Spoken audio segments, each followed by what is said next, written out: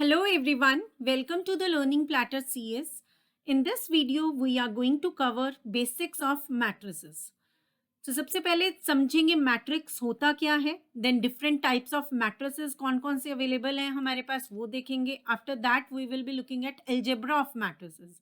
ठीक है, एल्जेब्रा में हम देखेंगे एडिशन कैसे कर सकते हैं, how to add two matrices, then how to subtract two matrices and how to multiply two matrices. ठीक है, तो चलिए स्टार्ट करते हैं. मैट्रिक्स होता क्या है? मैट्रिक्स क्या है? बेसिकली रेक्टेंगुलर अरेंजमेंट है m इंटू एन नंबर्स का. ठीक है, एम एन नंबर्स है हमारे पास, उनका क्या है? रेक्टेंगुलर अरेंजमेंट है. ठीक है, ये क्या है? एक 2D एरे की तरह हम क्या करें हैं, सिंगल एरे इस तरह से होता है जिसमें एक ही लाइन है. ठीक है, यहाँ पे आपके पास क्या है? रोज एंड कॉलम्स की फॉर्म में. ठीक है, टैबुलर फॉर्म में जिस तरह से हम डेटा को अरेंज करते हैं फाइल्स में, उसी तरह से यहाँ पे हम क्या कर रहे हैं, नंबर्स को अरेंज कर रहे हैं मैट्रिक्स में. ठीक है, तो ये क्या है? बेसिकली रेक्टेंगुलर अरेंजमेंट है कुछ नंबर्स का.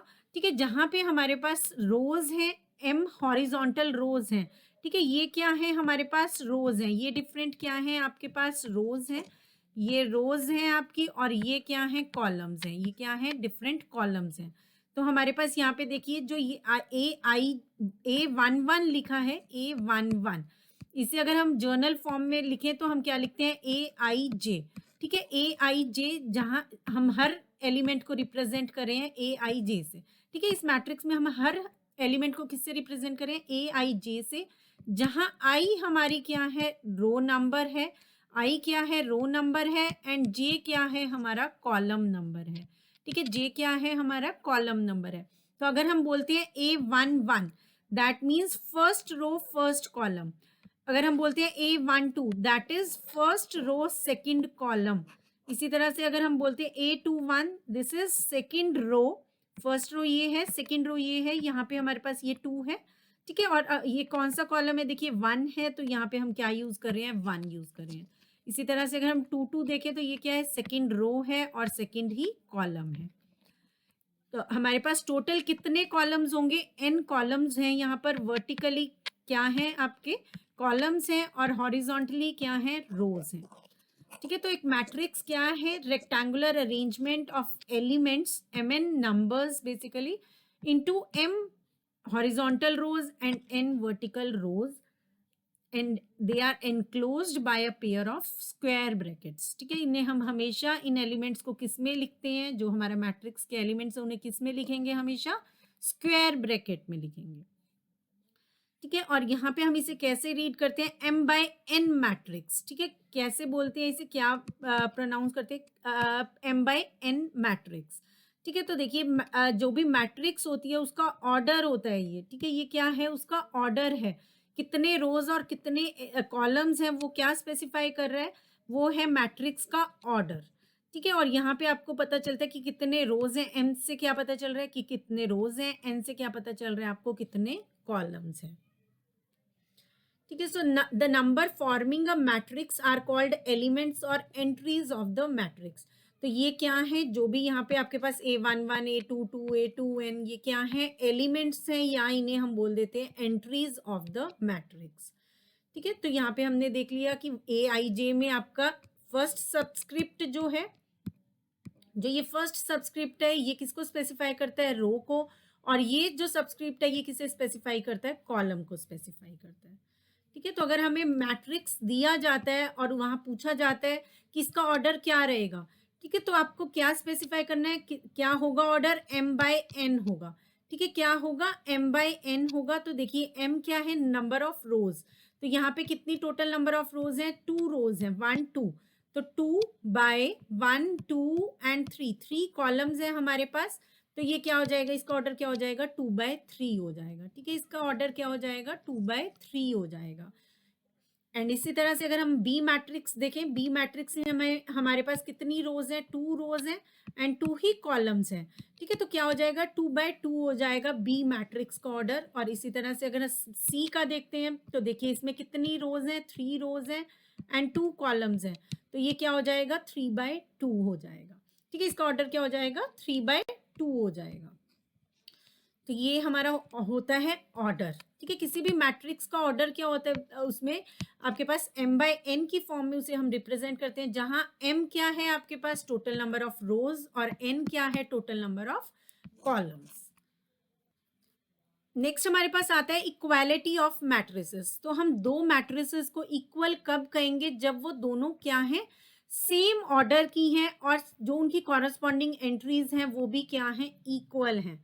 ठीक है, अगर दो मैट्रिसेस जो हैं हमारे सेम ऑर्डर के हैं, ठीक है, अगर हमारे पास एक मैट्रिक्स है ए, देखिए एक मैट्रिक्स है हमारे पास ए और एक मैट्रिक्स है हमारे पास बी, ठीक है, अगर ये दोनों किस ऑर्डर के हैं, 2 by 2 ऑर्डर के हैं, ठीक है, अगर इन दोनों का ऑर्डर 2 by 2 है और इनमें जो एलिमेंट्स हैं वो हैं सपोज 10 11 5 एंड 6, ठीक है, इस वाले में भी क्या है 10 11 5 एंड 6, तो ये दोनों मैट्रिक्स क्या बोलेंगे हम, क्या हैं, इक्वल हैं। ठीक है, ए और बी जो दो मैट्रिक्स हैं यहाँ पर ये क्या हैं, इक्वल हैं।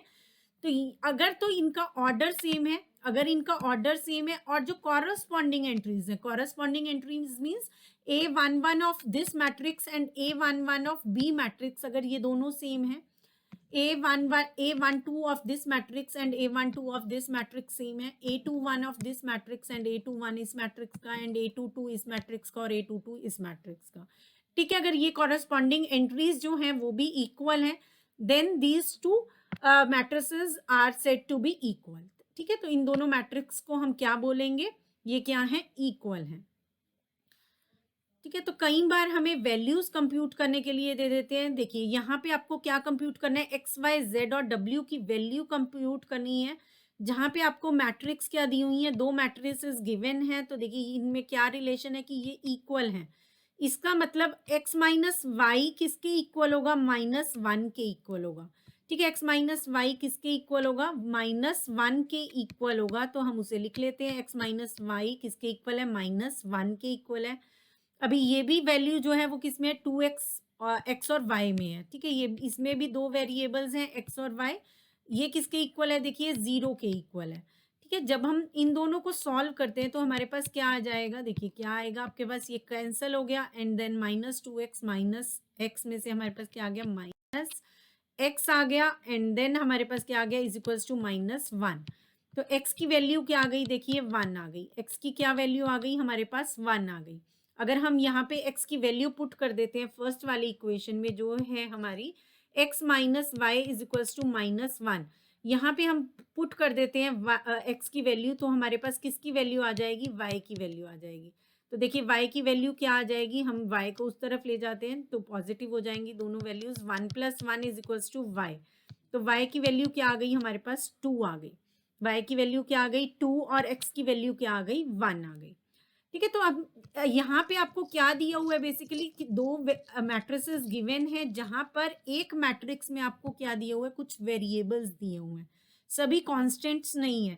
ठीक है, कांस्टेंट्स क्या है, जैसे अभी आपके पास 5 2 1 3 0 4 ये नंबर्स ऑलरेडी गिवन है, तो ये क्या है, कांस्टेंट्स है। When ever the any variable is given that means you don't know the value of this place. ठीक है, इस पे क्या वैल्यू होगी वो आपको नहीं पता है। ठीक है, यहाँ पे सिर्फ क्या दिए हुए हैं आपके पास, वेरिएबल्स दिए हुए हैं जिनकी वैल्यूज आपको क्या करनी है, फाइंड आउट करनी है।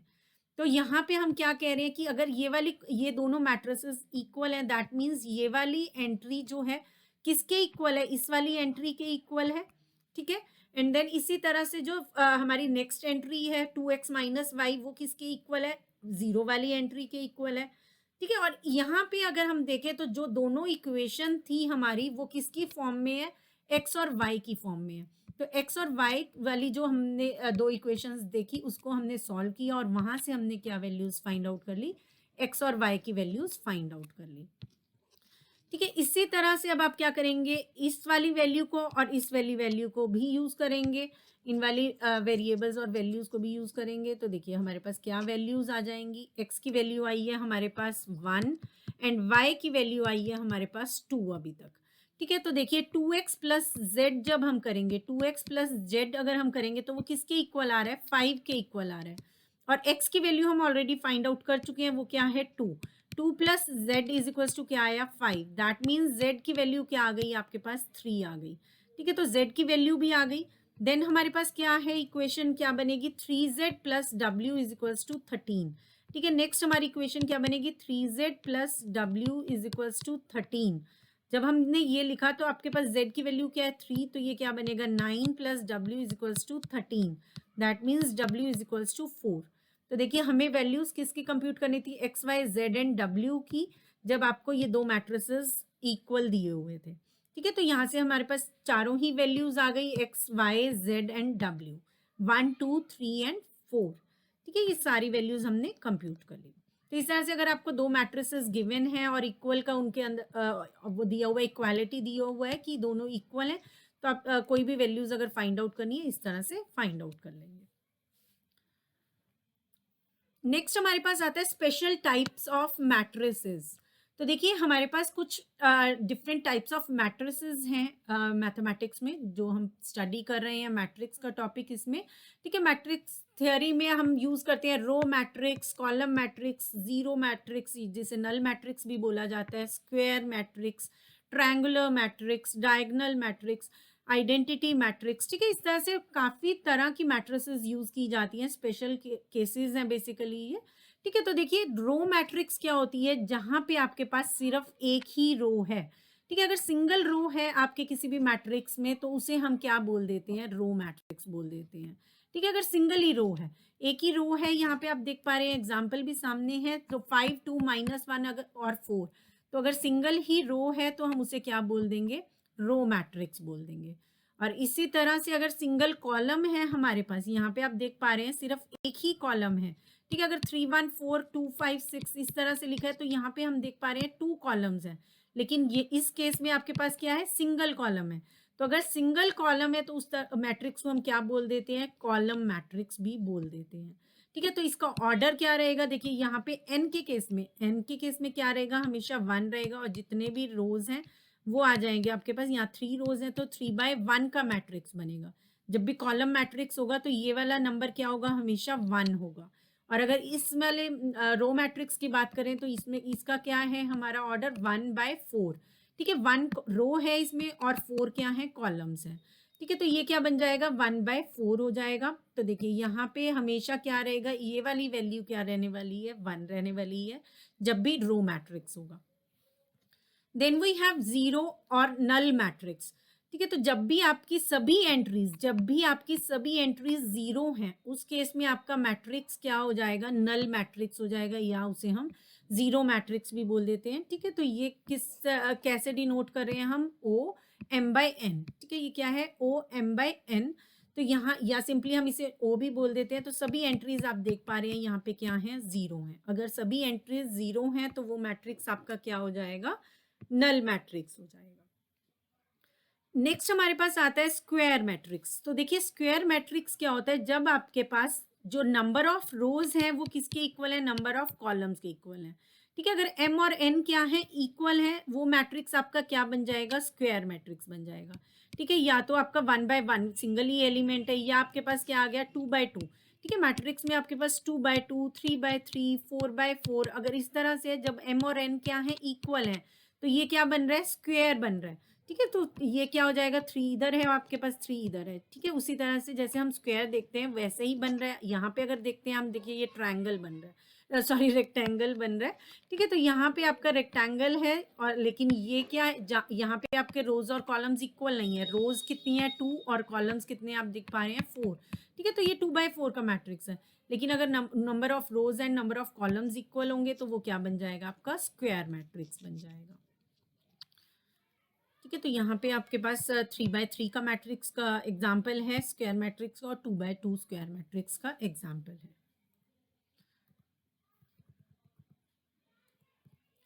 तो देखिए स्क्वायर मैट्रिक्स में जब भी हम जो भी हमारे एलिमेंट्स डायगोनल पर आ रहे होते हैं, ठीक है, तो ये अगर एलिमेंट्स हैं हमारे 3 6 9, ठीक है, जो डायगोनल पे हैं हमारे यहाँ से लेकर लेफ्ट से लेकर राइट तक, यहाँ तक, तो इन्हें हम क्या बोलते हैं, मेन डायगोनल या मेन डायगोनल एंट्रीज।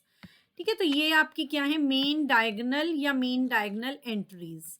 ठीक है, ये आपका डायगोनल होता है। ठीक है, ये डायगोनल होता है जहां पे आपका क्या है, A11 A22 A33 ये वाली एंट्रीज हैं। ठीक है, जहां पे आपका I और J की वैल्यू क्या है, इक्वल है। ठीक है, I J 11 है, यहाँ पे 22 है, यहाँ 33 है। तो ये आपका क्या फॉर्म कर रहे हैं, एक डायगोनल फॉर्म कर रहे हैं, ठीक है ना। तो ये वाले एंट्रीज को हम क्या बोल देते हैं, मेन डायगोनल एंट्रीज भी बोल देते हैं, या सिंपली हम इसे मेन डायगोनल भी बोल देते हैं, ठीक है। नेक्स्ट हमारे पास आता है ट्रायंगुलर मैट्रिक्स। तो देखिए ट्रायंगुलर मैट्रिक्स दो तरह का होता है, upper triangular matrix and lower triangular matrix, ठीक है। दो तरह के मैट्रिक्स ट्रायंगुलर मैट्रिक्स होते हैं, upper triangular matrix and lower triangular matrix. तो देखिए ये जो एग्जांपल है, ये एग्जांपल है अपर ट्रायंगुलर मैट्रिक्स का, ठीक है। ये किसका एग्जांपल है, अपर ट्रायंगुलर मैट्रिक्स का। अपर ट्रायंगुलर मैट्रिक्स कौन सी होगी, जिसमें डायगोनल एलिमेंट के नीचे वाले ये जो भी एलिमेंट्स हैं ये क्या है, जीरो है, ठीक है। क्या है, जीरो है। अपर ट्रायंगुलर मैट्रिक्स वो मैट्रिक्स होगा जिसमें आपके डायगोनल से नीचे वाले एलिमेंट सभी क्या हैं, जीरो हैं। और लोअर ट्रायंगुलर मैट्रिक्स में क्या होगा, जो डायगोनल एलिमेंट्स हैं, ठीक है, जो डायगोनल एलिमेंट्स हैं उसके ऊपर वाले सभी एलिमेंट्स क्या हैं, जीरो हैं। उसके ऊपर वाले सभी एलिमेंट्स क्या हैं, जीरो हैं। इस केस में आप देख पा रहे हैं अपर ट्रायंगुलर में कि अपर ट्रायंगल एग्जिस्ट करता है, ठीक है। इससे आपने याद रखना है अपर ट्रायंगुलर मैट्रिक्स में क्या होगा कि अपर वाली वैल्यूज क्या है, कुछ एग्जिस्ट कर रही हैं, नीचे वाली जो लोअर वाली वैल्यूज है ये वाली ये जीरो है। लेकिन लोअर ट्रायंगुलर मैट्रिक्स में जो लोअर ट्रायंगल है ये आपका फॉर्म कर रहा है, ठीक है, इसकी वैल्यूज अदर देन जीरो हैं, ठीक है। कुछ जीरो भी हो तो भी कोई दिक्कत नहीं है, लेकिन ये वाली वैल्यूज क्या होंगी, जीरो होंगी ही होंगी, ठीक है। सो अपर ट्रायंगुलर मैट्रिक्स के केस में क्या होगा, यहाँ पे देखिए दोनों चीजें इकट्ठी दी हुई हैं। तो अपर ट्रायंगुलर केस में क्या होगा, जो ब्रैकेट में है वो लोअर के लिए है, और ये क्या है, बिलो, ठीक है। बिलो मेन डायगोनल जो एलिमेंट्स हैं वो क्या होंगे, जीरो होंगे। अब तो ये अपर ट्रायंगुलर है, मेन डायगोनल के बिलो वाले एलिमेंट्स क्या होने चाहिए, जीरो होने चाहिए। तब वो क्या बन जाएगा, अपर ट्रायंगुलर बन जाएगा। अगर ये वन होता तो ये अपर ट्रायंगुलर मैट्रिक्स ना होता, ठीक है। अभी ये सभी क्या है, जो डायगोनल एलिमेंट के नीचे वाले एंट्रीज हैं वो सब क्या है, जीरो हैं। तो ये क्या है, अपर ट्रायंगुलर मैट्रिक्स। और इस केस में क्या कहते हैं, लोअर ट्रायंगुलर अगर मैट्रिक्स है तो उस केस में क्या होना चाहिए, क्या कंडीशन है कि above the main diagonal elements क्या हैं, सभी एलिमेंट्स जीरो। तो ये मेन डायगोनल एलिमेंट है और इसके ऊपर आप देख पा रहे हैं सभी जो एलिमेंट्स हैं वो क्या हैं, जीरो हैं, ठीक है। तो ये हमेशा स्क्वायर मैट्रिक्स में ही होता है, स्क्वायर मैट्रिक्स को ही हम बोल रहे हैं अपर ट्रायंगुलर या लोअर ट्रायंगुलर मैट्रिक्स। और उसकी कंडीशन क्या रहेगी, अबव या बिलो जो है हमारा मेन डायगोनल के वो क्या होनी चाहिए, एंट्रीज जीरो होनी चाहिए। नेक्स्ट हमारे पास आता है डायगोनल मैट्रिक्स। तो a square matrix is said to be diagonal if each of its entries not falling on the main diagonal is zero. तो अगर यहाँ पे जो आपकी एंट्रीज हैं, ठीक है, अगर यहाँ पे जो एंट्रीज हैं आपकी वो उनके अलावा जितनी भी एंट्रीज हैं वो क्या हैं, जीरो हैं, ठीक है। जितनी भी मेन डायगोनल पे एंट्रीज हैं उनके अलावा जितने भी आपके एंट्रीज हैं वो सब क्या हैं, जीरो हैं। तो वो मैट्रिक्स आपका क्या होता है, डायगोनल मैट्रिक्स। मतलब सिर्फ डायगोनल पे एंट्रीज हैं इसलिए उसको हम नाम क्या दे देते हैं, डायगोनल मैट्रिक्स, ठीक है। अदर देन जीरो सिर्फ डायगोनल पे एंट्रीज हैं तो इसलिए उसको क्या नाम दे दिया, डायगोनल मैट्रिक्स, ठीक है। अदर देन डायगोनल आप देख पा रहे हैं यहाँ पे भी जीरो है और यहाँ पर भी क्या है, जीरो है। So that's why this matrix is known as diagonal matrix. तो ये भी एक स्क्वायर मैट्रिक्स ही होता है। Square matrix is said to be diagonal if each of its entries not falling on the main diagonal is zero. Next हमारे पास है scalar matrix. तो देखिए वो डायगोनल मैट्रिक्स, ठीक है, वो डायगोनल मैट्रिक्स जिसके सभी डायगोनल एलिमेंट्स क्या हैं, इक्वल हैं, वो क्या बन जाता है, स्केलर मैट्रिक्स। उसे हम क्या बोल देते हैं, स्केलर मैट्रिक्स। तो देखिए ये डायगोनल मैट्रिक्स है, दैट मीन्स इसके ये वाले एलिमेंट्स तो सब क्या हैं, जीरो हैं, ठीक है। इसके सभी एलिमेंट्स ये वाले क्या हैं, जीरो हैं। तो बाकी के सभी एलिमेंट्स, तब तो ये क्या बना, डायगोनल मैट्रिक्स बन गया। अब ये स्केलर कब बनेगा, जब इसके सारे के सारे डायगोनल एलिमेंट्स क्या होंगे, इक्वल होंगे। अगर सभी डायगोनल एलिमेंट्स सेम होंगे तो ये क्या बन जाएगा, स्केलर मैट्रिक्स बन जाएगा, ठीक है। तो उस केस में ये क्या है, स्केलर मैट्रिक्स है।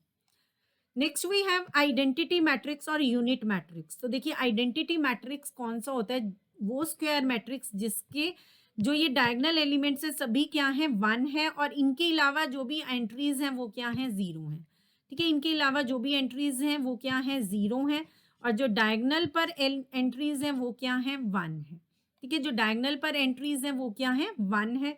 तो ये क्या बन जाता है, आइडेंटिटी मैट्रिक्स, या इसे हम बोल देते हैं यूनिट मैट्रिक्स भी। और इसे हम डिनोट किससे करते हैं, आई एन से करते हैं, ठीक है। मैट्रिसेस के ऊपर जब भी हम डिफरेंट ऑपरेशंस यूज करते हैं तो आइडेंटिटी मैट्रिक्स बहुत बार यूज होता है, ठीक है। तो ये आपने ध्यान रखना है कि आइडेंटिटी मैट्रिक्स क्या है, कहीं पे भी आई लिखा आता है तो आपका क्या, उसका क्या मतलब होता है कि ये वाला मैट्रिक्स, ठीक है, ये आइडेंटिटी मैट्रिक्स हम यूज कर रहे हैं, ठीक है। So this is identity matrix और यूनिट मैट्रिक्स ऑफ ऑर्डर 3।